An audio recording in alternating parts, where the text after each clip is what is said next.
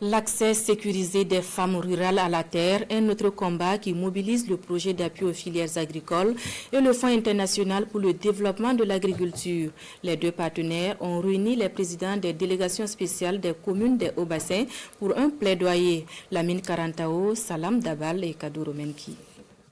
L'accès sécurisé des femmes rurales à la terre dans un contexte de prévention des violences basées sur le genre. C'est la thématique au cœur de cet atelier d'échange et de sensibilisation au profit des présidents des délégations spéciales de la région des Hauts-Bassins.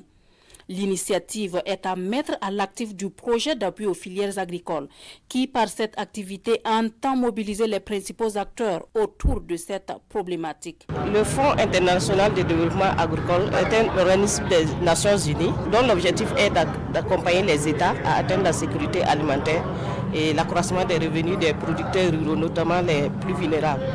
Donc c'est dans ce cadre-là que le FIDA accompagne le PAFA 4R avec la mise en œuvre des projets au Burkina. Donc le présent programme GTM est venu pour renforcer la prise en compte de l'autonomisation des femmes et l'égalité des sexes dans le cadre du programme PAFA 4R.